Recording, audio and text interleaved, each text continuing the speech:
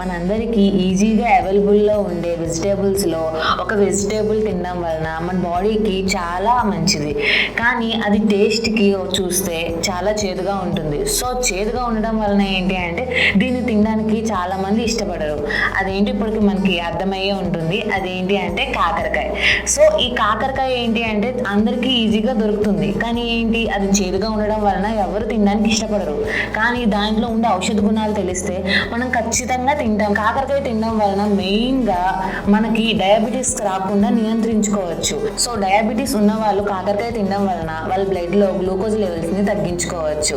So అందువలన ఇది anti డయాబెటిక్గా పనిచేస్తుంది. అండ్ అలానే మన డైజెస్టివ్ సిస్టమ్కి కూడా చాలా మంచిది. లివర్ టానిక్గా పనిచేసి డీటాక్సిఫికేషన్కి యూజ్ అవుతుంది. అండ్ చెడు కొలెస్ట్రాల్ని మన బాడీలో ఉండనివ్వదు. సో దీని వలన ఏంటి అంటే మన బాడీ అనేది సరైన వెయిట్ని మెయింటైన్ చేస్తుంది.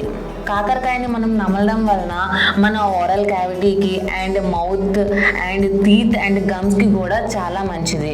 అండ్ స్కిన్ ఇన్ఫెక్షన్స్ ఉన్న వాళ్ళకి కూడా కాకరకాయ తినడం మంచిది. సో ఇన్ని బెనిఫిట్స్ మనకు తెలియకుండానే ఒకే ఒక వెజిటేబుల్లో మనకు లభిస్తుంది. సో ఈ వీడియో చూసిన తర్వాతైనా కాకరకాయ తినడం స్టార్ట్ చేస్తారని నేను అనుకుంటున్నాను. సో ఇలాంటి ఇన్ఫర్మేటివ్ వీడియోస్ కోసం మన ఛానల్ని లైక్ చేయండి, షేర్ చేయండి, సబ్స్క్రైబ్ చేయండి. అందరికీ నమస్కారం. లోక సంస్థ సుఖినో భవంతు.